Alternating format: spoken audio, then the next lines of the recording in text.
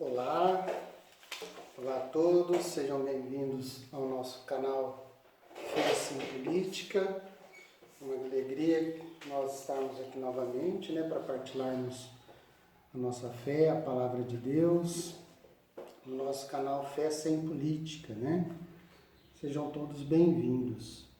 Nós vamos continuar hoje a falar sobre o pequeno dicionário dos termos católicos, que nós estávamos falando no vídeo anterior sobre tradição. Se você não viu ainda, dá uma olhada lá, porque esse faz parte da sequência de vídeos. Hoje, com a graça de Deus, nós vamos falar sobre magistério, O que é o magistério da Igreja Católica? A gente sabe que a gente tem um tripé: a tradição, o magistério e a Sagrada Escritura, a nossa fé católica. Não é sola fide, como ficou bem assim claro no nosso vídeo anterior, Então é importante assim que você veja o vídeo anterior, para depois ver esse, porque senão às vezes fica alguma coisa ali, alguma dúvida que já foi sanado lá no outro vídeo,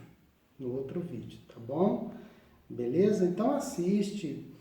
Se você gostar, dá o like, compartilha também, para que se inscreva no canal, para quando tiver mais vídeos você for avisado, Ativa o sininho aí embaixo no nosso vídeo.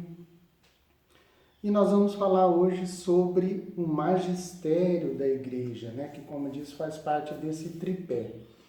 O magistério, ele vem... Aliás, vamos fazer uma oração primeiro, pedindo que o Espírito Santo nos ilumine, nos faça compreender cada vez mais a doutrina, a nossa fé, a palavra de Deus. Em nome do Pai, do Filho e do Espírito Santo. Amém.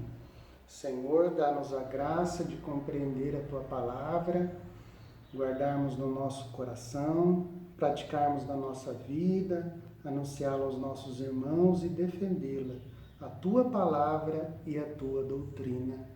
Amém. Maria, sede da sabedoria, rogai por nós. Em nome do Pai, do Filho e do Espírito Santo. Amém.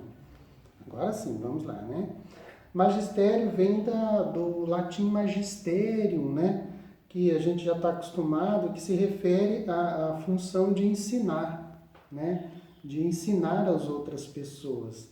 E no contexto aqui da igreja, compete à autoridade da igreja, a função de ensinar, ela é própria da autoridade da igreja, que a gente vai ver, O magistério, ele é formado pelos bispos, que tem como cabeça o Papa, que é formado pelo Papa, que é sucessor de Pedro, com os outros bispos que são sucessores de Pedro. Então nós vamos ver tudo isso, Como são sucessores, de que forma? Tá.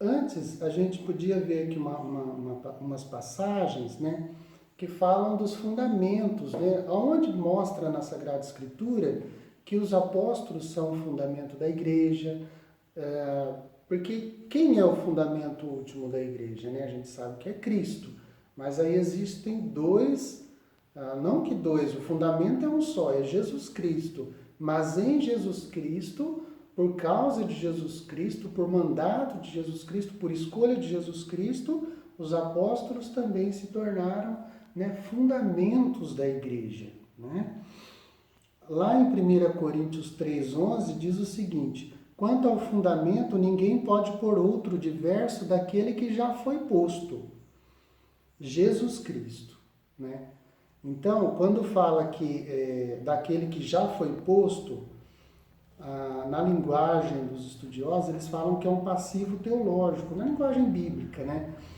Já foi posto. Aqui está implícito, está escondido Deus. Quem que colocou Jesus Cristo como fundamento? O Pai, Então, Paulo afirma que o Pai colocou no passivo teológico, já foi posto, Cristo como fundamento último da igreja e que não há outro, De fato, não há outro fundamento, Essa passagem aqui combina com Mateus 21, 42, que fala assim: a pedra rejeitada pelos construtores tornou-se a pedra angular. O próprio Jesus falando de si mesmo, né? Então Jesus é essa pedra angular, esse fundamento, né? Em Efésios 2:20 também, o mesmo Paulo, né, que escreveu a carta aos Efésios, ele fala assim: embora ele tenha falado que Jesus é o único fundamento, né, que não pode pôr outro diverso, ele mesmo vai falar depois que nós somos edificados sobre o fundamento, algumas traduções falam alicerce, né, dos apóstolos e profetas, tendo por pedra angular o próprio Cristo Jesus. Né? Eu transcrevi essa passagem aqui para não ficar pegando na Bíblia toda hora, que demora muito, né? Às vezes demora o vídeo. Então vamos lá. Essa passagem aqui fala que como fundamento os apóstolos e os profetas, né? Tendo por pedra angular o próprio Cristo Jesus. Aqui Paulo já coloca os apóstolos e os profetas, né? A hierarquia, vamos dizer assim, na igreja primitiva. E tendo como pedra principal, como pedra angular, o próprio Jesus Cristo. Essa passagem aqui já combina com Mateus 16:18, né? 16:15 seguintes, onde Jesus fala que Simão será chamado de pedra, né? Ele põe um codinome ali, vamos dizer assim, para Simão, né? Chama Simão de Petros, né? No grego, ou no equivalente no aramaico é Kefa, né? Rocha, que quer dizer pedra, rocha, fundamento, né? A gente sabe que as casas naquela época eram as melhores construções, né? Os fortes, as estruturas grandes eram construídas sobre rochas, né? Para que ficasse firme, né? Então tá. Nesse sentido também, mais tarde, a gente também não vai pegar a passagem de Santo Agostinho, porque senão vai ficar comprida e a gente tem várias coisas para falar. Santo Agostinho vai colocar essas duas coisas, né? Cristo é a palavra, é a pedra angular, aliás, do alicerce e fundamento que são os apóstolos de Cristo. Então, Cristo é a pedra angular, mas o fundamento, o alicerce são os apóstolos, né? O fundamento são os apóstolos, né? Em Mateus 7:24, Jesus contando aquela parábola, né, do homem prudente que constrói a sua casa, né? Ele fala que o homem prudente, e só o prudente, edificou a sua casa sobre a rocha, né? Sobre a pedra, né? Sobre a pedra firme, sobre a rocha. Portanto, a nossa fé católica se baseia em Cristo, que é a nossa pedra angular, na Trindade, né? Vamos dizer assim de uma forma mais plena, na Trindade, no Pai, no Filho e no Espírito Santo, e nos apóstolos, que é o fundamento, o alicerce dessa igreja. Eles formam um só fundamento da igreja, né? Como a gente vai ver. Crer em Cristo, então acreditar em Cristo, ser fiel a Cristo, e acreditar na doutrina dos apóstolos, a gente vê isso lá em Atos 2:42, que eu falei bastante no outro vídeo, é uma coisa só, né, para nós católicos. Não tem como separar. Por isso Jesus aparece, quando ele aparece lá a Saulo, né, antes de se tornar o grande Paulo, Jesus vai dizer para ele, Paulo perseguia quem? Estava perseguindo não diretamente Jesus, porque Jesus já tinha morrido, ressuscitado, e sido exaltado na glória, né? A ascensão ascendeu-se aos céus. Então Paulo ali no pós-Cristo, ele perseguiu os apóstolos e os discípulos de Jesus. Mas Jesus aparece para ele, né, naquela gloriosa aparição, e fala: Saulo, Saulo, por que tu me persegues? Então perseguir os apóstolos, perseguir os discípulos é perseguir a Cristo. Né? Querer destruir os fundamentos da igreja, o alicerce, a rocha, é querer destruir a pedra angular, que é Cristo. Né? Mas a gente vai ver em Mateus 16:18 a promessa de Jesus, que nenhum mal, nem o inferno, nem o Hades, né? Nem as portas da morte conseguirão abater essa igreja, né? Então não tem como separar.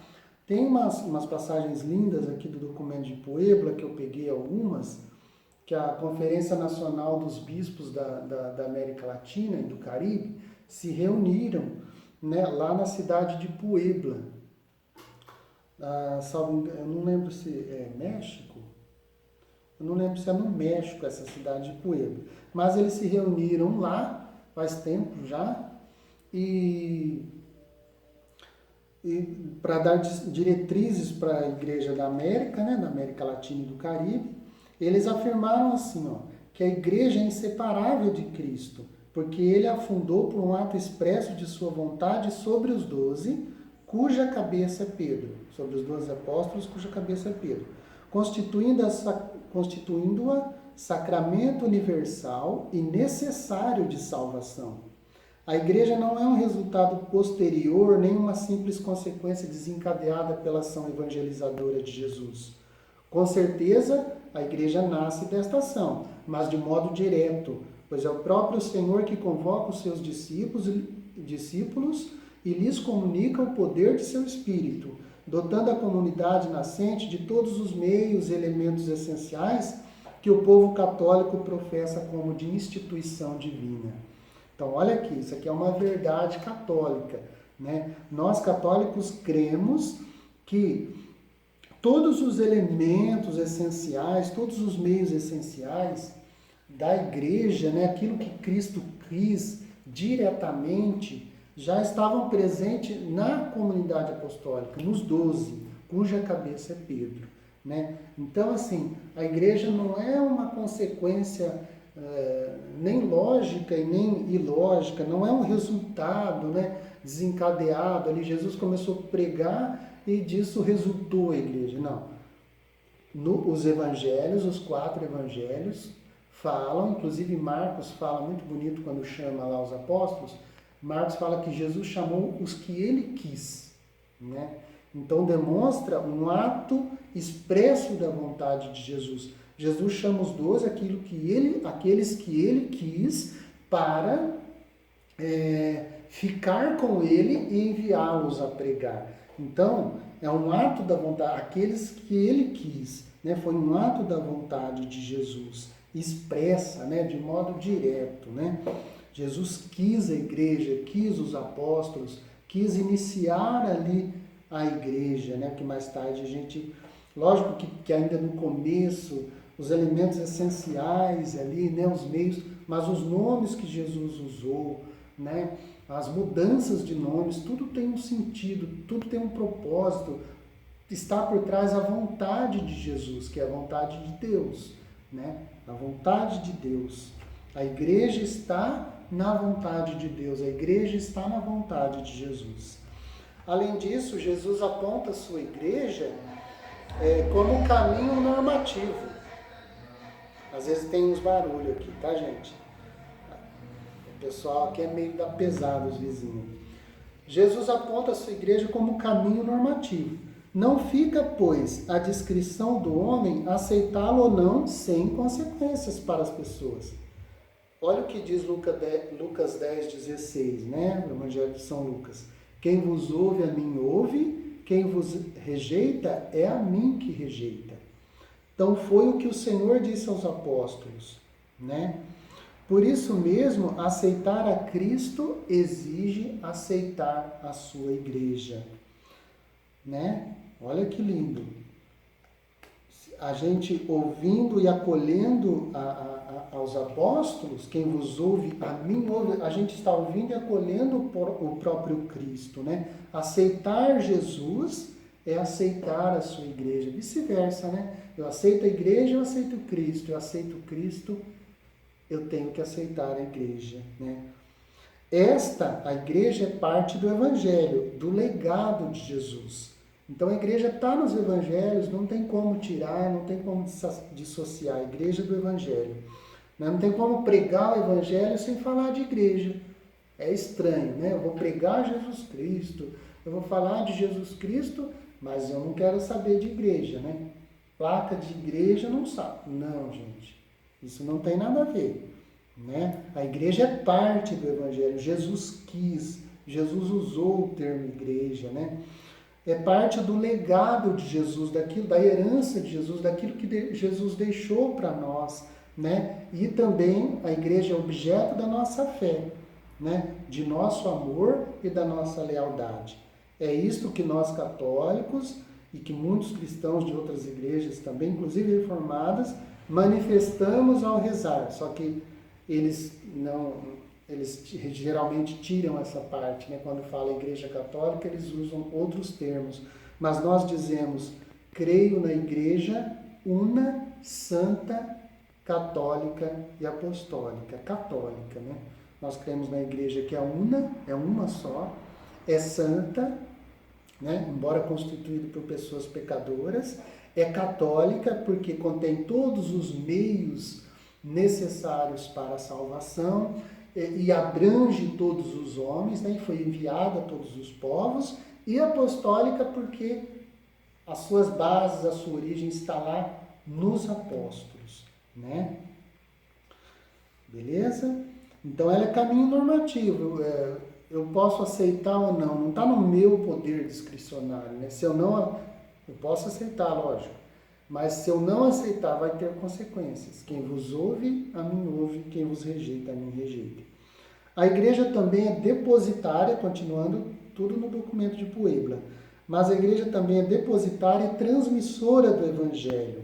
A igreja prolonga na terra, fiel à lei da encarnação visível, né, igual Cristo que se encarna, ela prolonga na terra a presença e a ação evangelizadora de Cristo. Tá? Aí continua também, esta igreja é uma só, a que foi edificada sobre Pedro e que o próprio Senhor denomina minha igreja, né? Em vídeo anterior, num dos primeiros vídeos, eu falava sobre a palavra eclésia, né? Sobre a palavra igreja, e Jesus usa o termo singular, minha igreja, né? De Mateus 16, 18, citado aqui pelo documento de Puebla. Só na igreja católica é que ocorre a plenitude dos meios de salvação. E aqui eles citam a Unitatis Redintegratio do Concílio Vaticano II, né? Que fala sobre a unidade, né, dos cristãos, número 36. Legados por Jesus aos homens. Então, nela está a plenitude dos meios de salvação, legados deixados por Jesus aos homens, mediante os apóstolos. Temos, por isso, o dever de proclamar a excelência da nossa vocação à Igreja Católica. Olha que bonito. Nós temos o dever de proclamar a excelência da nossa vocação, do nosso chamado, né? Da nossa escolha para a Igreja Católica. Isso está no documento Lumen Gentium, número 14 do Concílio Vaticano II. A luz dos povos, né? O documento Luz dos Povos fala isso. Nós vamos proclamar essa excelência de sermos católicos, de participarmos dessa tradição católica, né? De sermos dessa igreja, né? Como eu terminei o vídeo anterior, amarmos a tradição católica, como amamos as Sagradas Escrituras, amarmos o magistério, como nós estamos vendo aqui, e vamos continuar nosso vídeo. Então, essa vocação nossa de ser católica é, ao mesmo tempo, uma imensa graça e responsabilidade, né? É uma graça, mas também uma responsabilidade da nossa parte.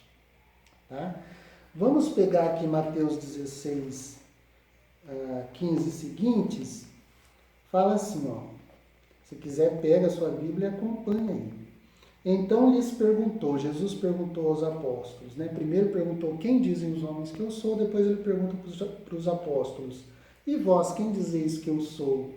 Simão Pedro, olha, os apóstolos estavam ali, né? Estavam todos os 12 ali, mas só Simão Pedro responde. Quando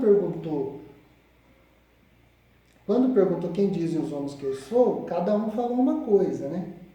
Agora perguntou, e vocês, quem vocês dizem que eu? E vocês, os 12, né, os apóstolos? Aí Pedro, como cabeça, como representante, né, dos 12, ele se levanta e responde, tu és o Cristo, o Filho do Deus vivo.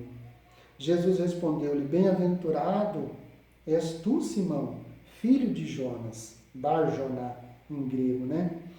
Porque não foi a carne ou o sangue que te revelaram isso, e sim meu Pai que está nos céus. Também eu te digo que tu és Pedro, e sobre esta pedra edificarei minha igreja. Nunca prevalecerão contra ela. Eu te darei as chaves do reino dos céus, e o que ligares na terra será ligado nos céus, e o que desligares na terra será desligado nos céus. Então essa última promessa de Jesus é feita também aos outros discípulos. Se a gente virar a página aí, dependendo da Bíblia, né? Eu estou com a versão de Jerusalém, mas se você pegar a sua Bíblia e virar a página aí, vai estar em Mateus 18:18, Jesus já vai estar falando ali, no contexto da correção fraterna, Jesus já vai estar falando com os discípulos. Ele fala, ó, em verdade vos digo, tudo quanto ligardes na terra será ligado no céu, e tudo quanto desligardes na terra será desligado no céu. Então, só que se a gente prestar atenção, foi só essa última promessa, né? A promessa de pedra fundamental, né? Essa revelação celeste, essa promessa de pedra fundamental e principalmente das chaves, não está falando em Mateus 18:18 para todos os discípulos, só foi dado a Pedro, né? E aí a gente vai ver depois que foi dado a Pedro e aos seus sucessores, porque Pedro morreu, foi martirizado, né? Foi crucificado de cabeça para baixo. E a igreja, como Jesus mesmo diz, foi destinada até aos confins da terra. Né? Em todos os tempos, eu estarei convosco todos os dias até o fim dos tempos. Então, a sucessão apostólica dos apóstolos e a sucessão de Pedro e a continuidade deste serviço de Pedro à igreja não podia morrer. Né? Foi necessário que viessem outros, né, Pedros, né, outros sucessores de Pedro, que a gente chama de Papa, né, que a igreja sempre costumou chamar de Papa. Então aqui o termo será desligado, né, tudo que ligar será ligado, tudo que desligar será desligado, estão na voz passiva teológica também, que nem eu expliquei, né? Deus é que ligará e desligará o que Pedro ligar e desligar. Então, tudo que ligares será ligado, quer dizer, Deus vai ligar, Deus está, a palavra Deus ali, né, subentende-se, né, a palavra Deus está escondida, né? Deus ligará ou desligará o que você, Pedro, ligar ou desligar. Esse versículo dá uma autoridade enorme a Pedro, né? Qual que é a natureza dessa autoridade? Ligar e desligar, a gente sabe hoje pelos estudos, né? E os santos padres também já comentavam isso, eles são termos técnicos rabínicos, né? Os rabinos que usam esses termos, que usavam, né? Pode designar, seja o ato de amarrar o diabo no exorcismo, né? Então pode ser um ato ali de exorcismo, que a igreja ainda usa, né? Se pegar o ritual do exorcismo vai ver esses termos, né? Principalmente o exorcismo antigo. Os atos judiciais da excomunhão, né? Os atos judiciais da excomunhão, os rabinos usavam, né? O ligar e desligar para dizer que você está excomungado ou você está integrado novamente na comunidade judaica, no caso, né?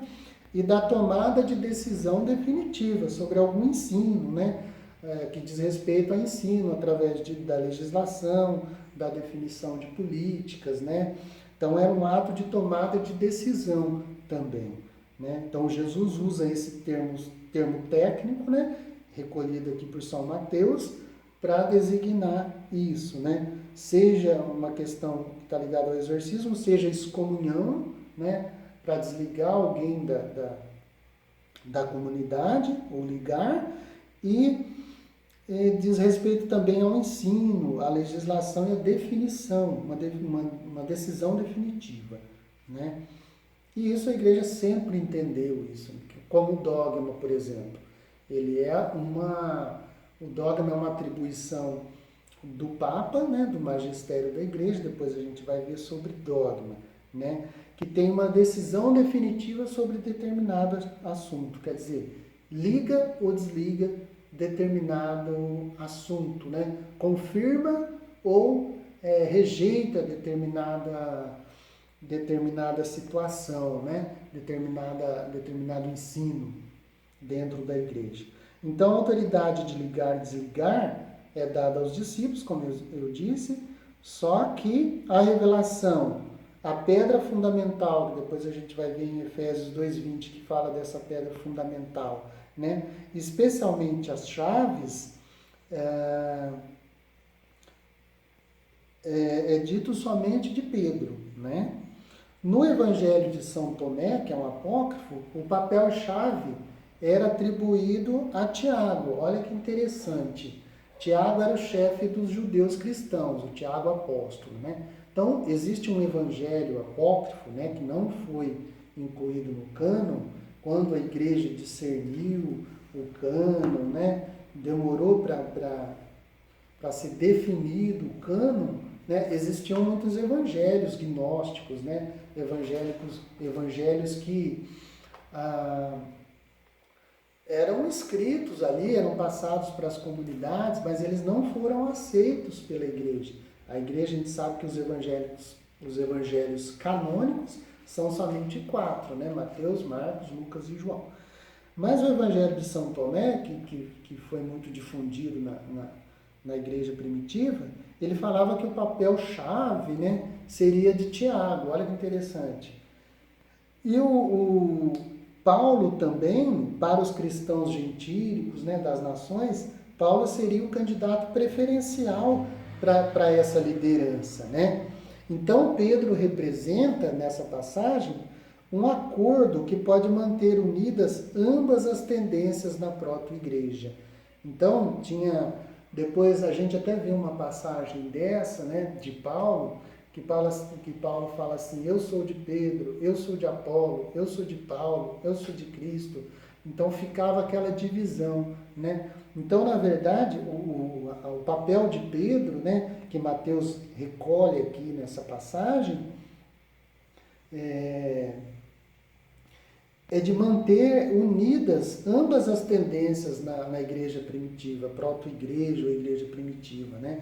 Então, Pedro representa, Mateus, aliás, está com o senso, mostra aqui o seu bom senso ecumênico, né? Então, Mateus apresenta Pedro, né, na intenção de Jesus, como aquele que mantém unida as diversas tendências na igreja, né? As tendências mesmo, né? Os gentios eram mais propensos a Paulo, os judeu cristãos, né, eram mais tendentes a Tiago, né, que teve um papel importantíssimo no Concílio de Jerusalém, mas Pedro, ele faz esse papel, e a gente vê isso em Atos, né? Pedro faz esse papel de unidade, né? Ele é a unidade da igreja.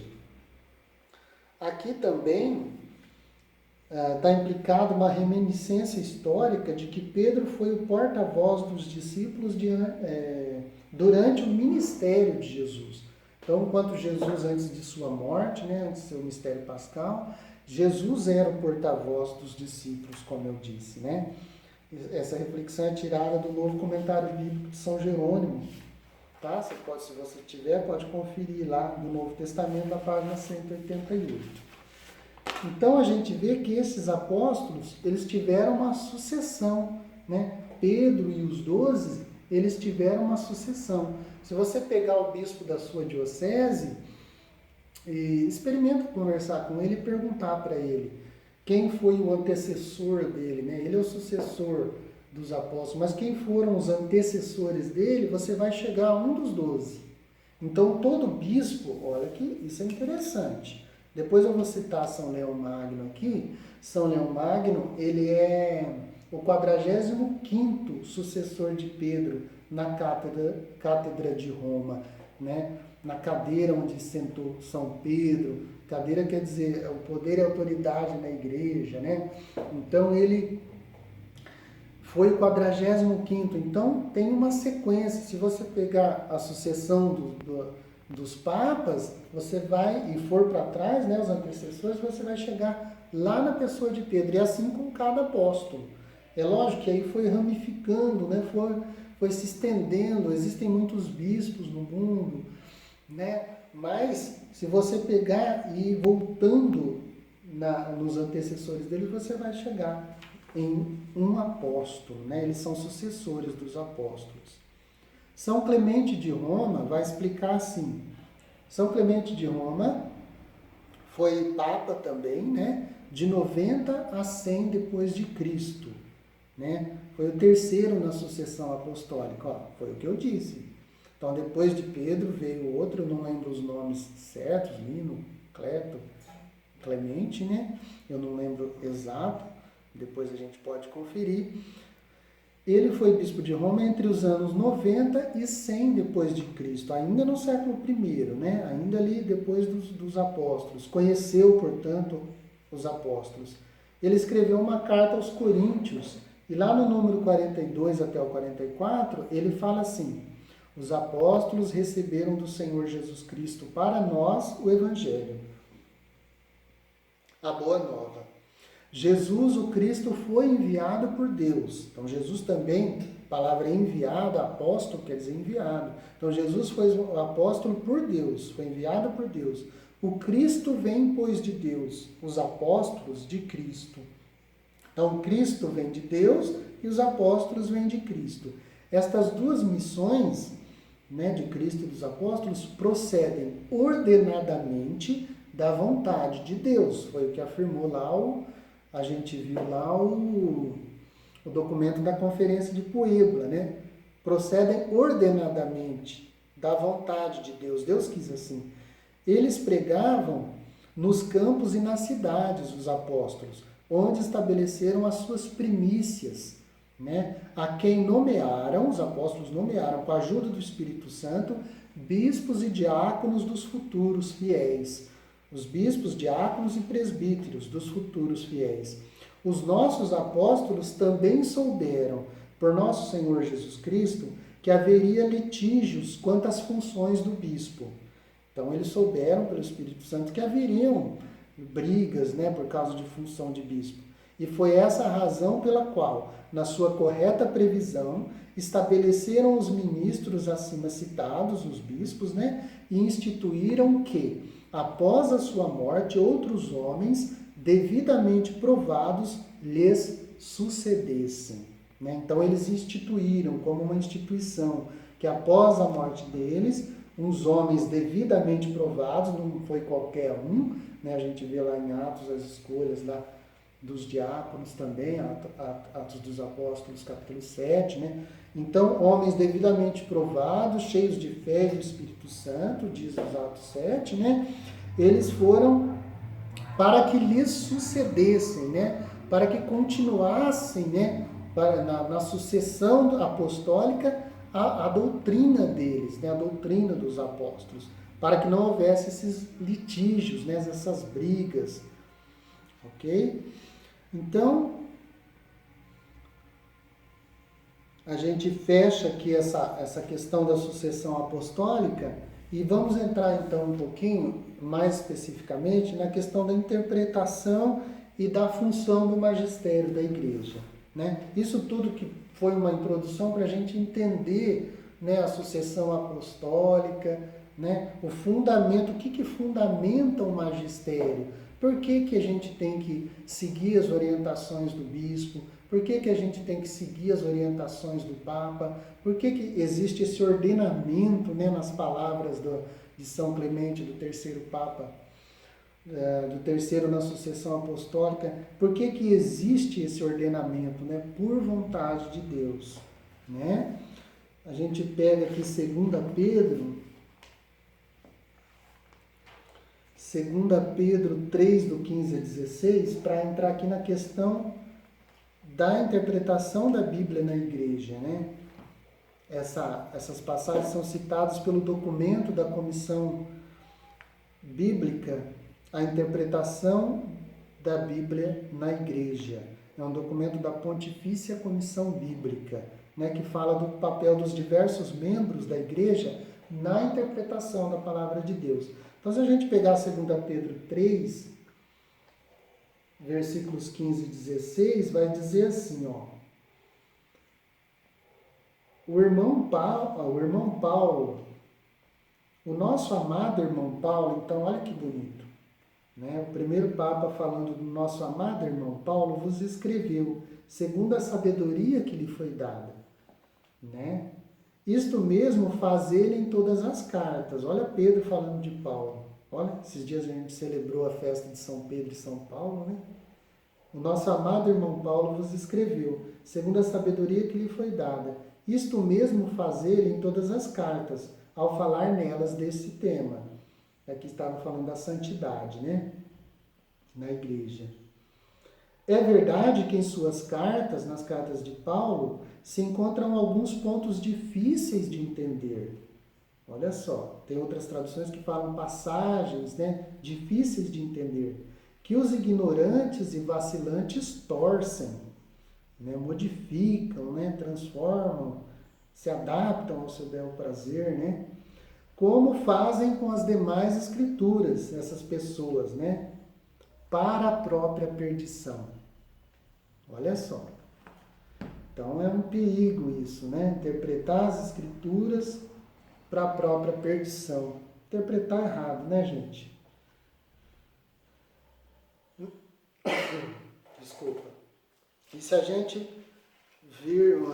pegar aqui no capítulo 1, no versículo 20, Pedro teve justamente esse cuidado para falar sobre isso, né? Da interpretação, a má interpretação, a interpretação errada das escrituras, né? E aqui a gente viu lá no capítulo 3 de 2 Pedro, já eram considerados, inclusive, como palavras de Deus, alguns escritos de Paulo. Olha que interessante. A gente sabe que 2 Pedro, a 1 Pedro também é tardia, mas a 2 Pedro, a segunda carta de São Pedro, é um escrito bem tardio, né? Dentro do Novo Testamento.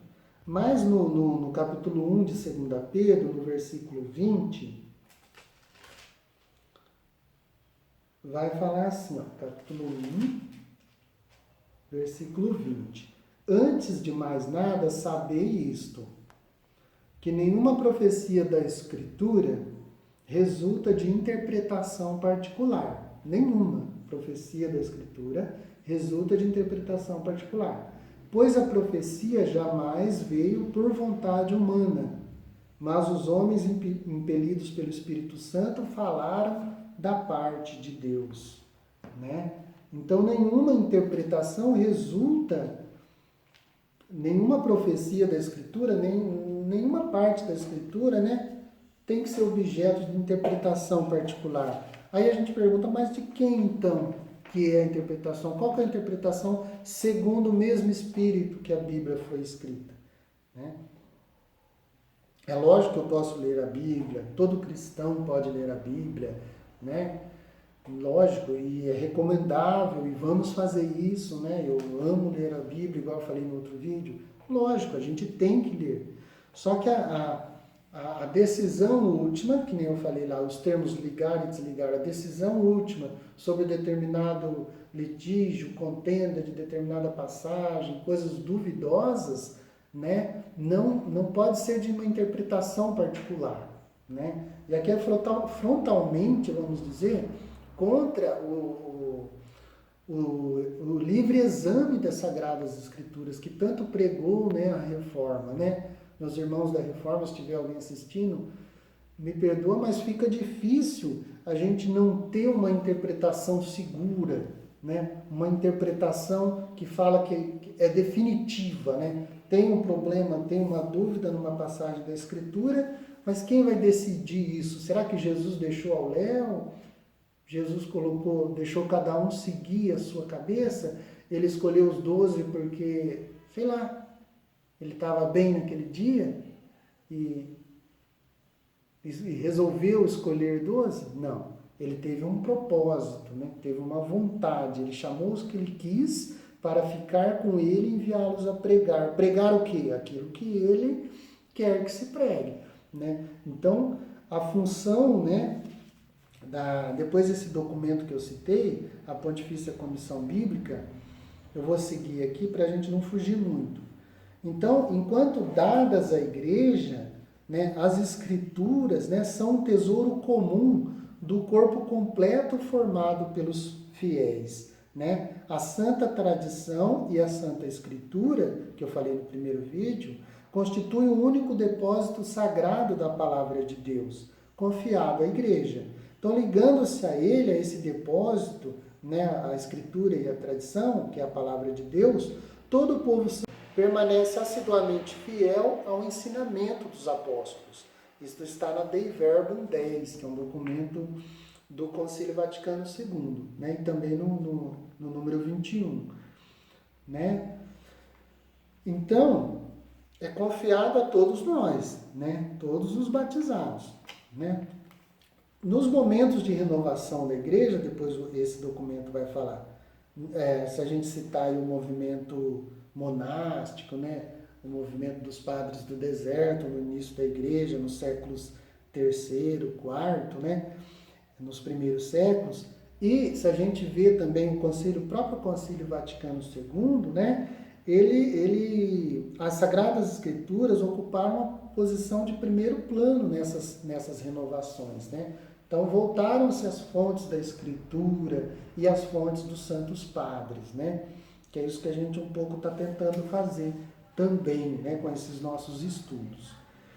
Então, esse mesmo Concílio Vaticano II, né? Na sua renovação, ele ensina que todos os batizados, e aí a gente inclui batizado, hierarquia e leigos, tá, gente? Todos os batizados são todos os batizados, a hierarquia e os leigos. Quando eles tomam parte na fé ao Cristo da celebração da Eucaristia, reconhecem a presença do Cristo também na sua palavra, né? Então, na celebração da Eucaristia, reconhece a presença de Jesus na Eucaristia e na palavra, pois é Ele mesmo, é Cristo mesmo que fala quando as Santas Escrituras são lidas na igreja, né? Está lá na Sacrosantum Concílio, número 7, né? Do Concílio Vaticano II. A esta escuta da palavra, eles contribuem, né? Todos os batizados, com o sentido da fé, que a igreja chama de sensus fidei, que caracteriza o povo de Deus inteiro. E aí, mais uma vez, a hierarquia e os leigos, né? Então, existe um senso fidei, né? Sensus fidei, o sentido da fé que o povo é próprio do povo de Deus, do novo povo de Deus, que é a igreja, né? A hierarquia e os leigos. Graças a esse sentido da fé, que é despertado e sustentado pelo Espírito de verdade, o povo de Deus, sob a direção do magistério sagrado, né, do Sagrado Magistério, que ele segue fielmente, recebe não uma palavra humana, e aí vai citar 1 Tessalonicenses 2,13, recebe não uma palavra humana, mas verdadeiramente a palavra de Deus. Ele se une indefectivelmente, então esse povo, né, todos os batizados, hierarquia e leigos, se une indefectivelmente à fé transmitida aos santos uma vez por todas. Está na carta do apóstolo Judas, carta de São Judas, número 3. Né? Não tem capítulo, é só versículo 3. A fé se une, nós nos unimos à fé transmitida aos santos uma vez por todas. Transmitida, né? Olha o conceito de transição. Eu recebo, eu transmito. Né? Esse povo aprofunda esta fé corretamente e aplica essa fé transmitida à sua vida da maneira mais completa. Está lá na Lumen Gentium, Concílio Vaticano II, número 12. Assim, vai continuar o documento da Pontifícia Comissão Bíblica. Todos os membros da Igreja têm um papel na interpretação das Escrituras. Então, todos os membros da igreja. Aí coloca primeiro os bispos, que são sucessores dos apóstolos. Eles são as testemunhas e garantias da tradição viva na qual as Escrituras são interpretadas em cada época. Então, primeiro os bispos, né? São testemunhas e garantias dessa tradição viva. né? Qual que é a função dos bispos? Guardar fielmente a palavra, explicá-la e propagá-la pela pregação, né? Dei verbo 9 e Lumen Gentium 25. Enquanto colaboradores dos bispos, os padres têm como primeiro dever a proclamação da palavra, né? E os padres são dotados de um carisma particular para a interpretação das escrituras, da escritura, né? Da tradição. Quando transmitindo não suas ideias pessoais, olha, interessante, quando o padre transmite não suas ideias pessoais, mas a palavra de Deus. Eles aplicam a verdade eterna do Evangelho às circunstâncias concretas da vida, né? Então, primeiro os bispos, os padres, mas todos os membros da igreja têm esse papel na interpretação das escrituras, né? Em 1 Timóteo 6,20 vai falar desse depósito, né? Que foi citado aqui pela Pontifícia Comissão Bíblica no documento A Interpretação da Bíblia na Igreja. 1 Timóteo 6,20 fala desse depósito da fé, né? Olha o que fala lá. Timóteo, Paulo falando para Timóteo, guarda o depósito, evita o palavreado vão e ímpio e as contradições de uma falsa ciência. Então está pedindo para ele evitar a falsa ciência, palavreado, né? E guardar o depósito. O que é esse depósito, né? É uma ideia muito importante nas cartas pastorais de Paulo, né? Aqui na própria explicação da Bíblia de Jerusalém vai falar: o seu conteúdo do depósito é o da fé ou da tradição, né? A noção indica uma origem jurídica e acentua no depositário o dever de conservar e em seguida de entregar ou transmitir intacto o depósito que lhe foi confiado, né? Então, é a noção do depósito e do depositário, né? Tem que transmitir o que ele recebeu, o Timóteo, de forma intacta, por isso que ele tem que guardar, né? E na segunda carta a Timóteo, no capítulo 1, no versículo 12, vai falar também desse depósito, ó. Eu sei em quem depositei a minha fé, aí é Paulo falando, em quem depositei, a palavra depósito. E estou certo de que ele, Jesus Cristo, tem poder para guardar o meu depósito até aquele dia. Então, que depósito é esse? Também na explicação aqui da Jerusalém vai falar, né? Que esse depósito, o contexto faz pensar aqui na doutrina cristã conservada intacta. A doutrina por escrito e a doutrina da tradição, né? A fé, a tradição, muito mais do que nas boas obras de Paulo. Então, Paulo não é do feitio de Paulo ficar falando de suas boas obras, né? Então, esse depósito faz referência à doutrina da fé e à tradição recebida, né? Eu tenho fé, né? Repetindo Paulo, estou certo de que Jesus tem poder para guardar o meu depósito até aquele dia, o dia da morte, né? O grande dia, o da parousia, do encontro com Deus, né? O Catecismo da Igreja Católica, número 84, fala que esse depósito, ou patrimônio da fé, contido na tradição e nas Sagradas Escrituras, foi confiado pelos apóstolos à totalidade da Igreja, né? Só aqui para resumir, finalmente, né? Apegando-se firmemente a esse patrimônio, o depósito da fé, todo o povo de Deus, da Igreja, unido aos seus pastores, persevera continuamente na doutrina dos apóstolos, na comunhão, na fração do pão, que é a Eucaristia, e nas orações. Cita novamente, o Catecismo cita aqui Atos dos Apóstolos 2, versículo 42. De sorte que na conservação, no exercício e na profissão da fé transmitida, se cria uma singular unidade de espírito entre os bispos e os fiéis. Número 84 do Catecismo. A Dei Verbum, no número 10, vai falar assim, ó. que o encargo de interpretar autenticamente a palavra de Deus, escrita ou contida na tradição, palavra de Deus, foi confiado só ao magistério vivo da Igreja, cuja autoridade é exercida em nome de Jesus Cristo. Isto é, foi confiado aos bispos em comunhão com o sucessor de Pedro, o bispo de Roma.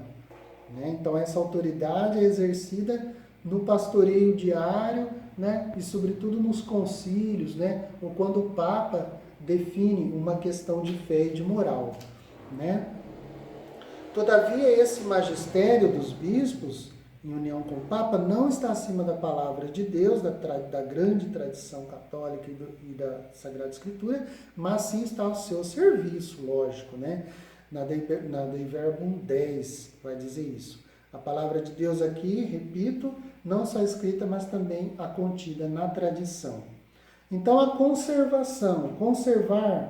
a palavra, viver e professar a fé é um direito e um dever de todos os fiéis, todos nós, hierarquia e leigos. Porém, a sua interpretação correta e autêntica, a decisão última sobre a interpretação da tradição e da palavra e da escritura, assim como a sua guarda, o dever de guardar, de explicar, e difundir, e a difusão é a tarefa do magistério, dos bispos em comunhão com o sucessor de Pedro, com o bispo de Roma, dos seus assessores ali, os padres, os presbíteros, os diáconos. Veja o que diz, o que o Senhor falou a Pedro, e aos seus sucessores. Tu, por tua vez, confirma os teus irmãos. Lá em Lucas 22, 32, quando Jesus prediz a negação de Pedro, e ele fala, mas tu quando voltares, por tua vez, confirma os teus irmãos. Então, essa missão de confirmar os irmãos é confiado somente a Pedro. Jesus está falando aqui com Pedro. Depois, no final, no capítulo 21 de João, naquele capítulo apêndice do Evangelho de São João, Jesus vai falar de novo para Pedro, tu me amas por 3 vezes, apacenta as minhas ovelhas, os meus cordeiros, as minhas ovelhas. Então, assim, esse pastoreio geral da igreja, essa confirmação dos irmãos, e aí os irmãos aqui, Jesus quis dizer, naquele contexto, os apóstolos, mas no nosso contexto, os irmãos, toda a igreja, os bispos, os padres, os leigos, toda a igreja é confirmada naquela fé de Pedro, que nós já falamos também de Mateus 16, 18, Tu és Pedro, tu és o Cristo, aliás, que ele fala para Jesus, Pedro fala, tu és o Cristo, o Filho do Deus vivo, Essa é a fé que a Igreja Católica guarda, que é a tradição dos apóstolos e que Pedro confirma, E por último, para concluir, o Catecismo da Igreja Católica, no número 87, diz assim, os fiéis, e aí todos os fiéis, lembrando-se da palavra de Cristo aos apóstolos, quem vos escuta, a mim escuta, Jesus falou aos apóstolos, quem vos escuta, a mim escuta,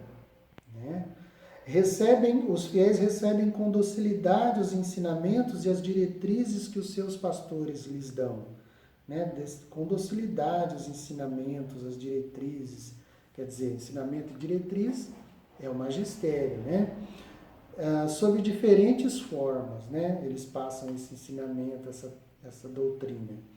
Atente-se que Jesus em Lucas aqui, e aqui eu que coloquei, Jesus, Lucas 10,16, falava com os apóstolos e, por extensão, aos seus sucessores, os bispos, como nós vimos acima.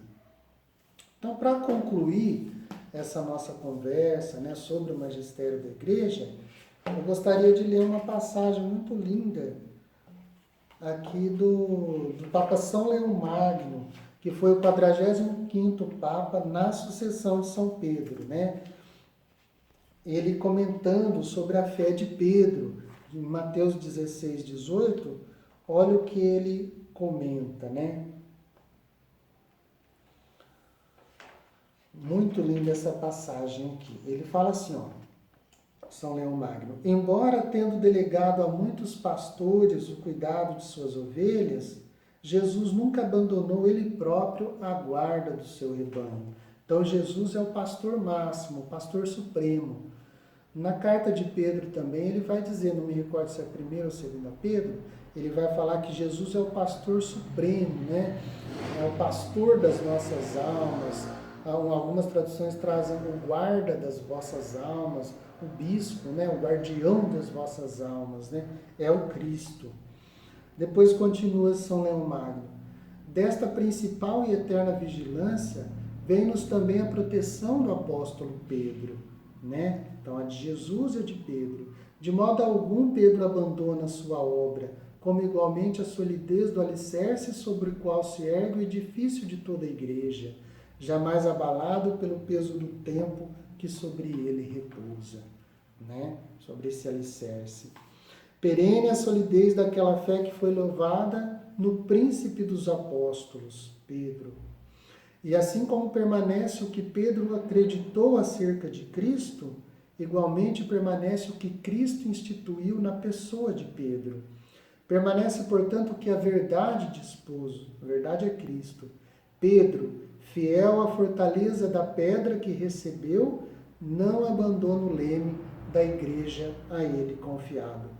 Realmente, ele foi de tal modo colocado acima dos demais, o Pedro, que pelos nomes simbólicos que recebeu, podemos avaliar a sua união com Cristo.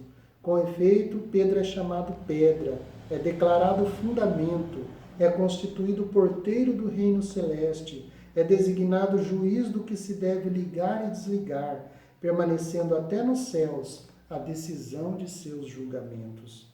Ele desempenha agora com maior plenitude o poder as funções que lhe foram confiadas, realizando tudo o que lhe compete naquele, com aquele, por quem é glorificado. Então, Pedro continua o seu ministério, né? Se por conseguinte, e aí São Leão Magno falando dele enquanto Papa, né? Se por conseguinte fazemos e discernimos algo corretamente, se alguma coisa obtemos da misericórdia de Deus em nossas súplicas diárias, é graças às obras e aos méritos daquele cujo poder continua vivo e cuja autoridade fulgura nesta cátedra que é sua. Eis o que foi obtido, irmãos caríssimos, mediante aquela profissão de fé inspirada por Deus Pai ao coração do apóstolo Pedro. Ultrapassando todas as incertezas das opiniões humanas, obteve a solidez da pedra, que força alguma jamais poderá abalar. Em verdade, na igreja inteira, Pedro proclama todos os dias: Tu és o Cristo, o Filho do Deus vivo. E toda língua que glorifica o Senhor é movida pelo ensinamento desta palavra. Tu és o Cristo, o Filho do Deus vivo. Louvado seja nosso Senhor Jesus Cristo, para sempre seja louvado. Em nome do Pai, do Filho e do Espírito Santo. Amém.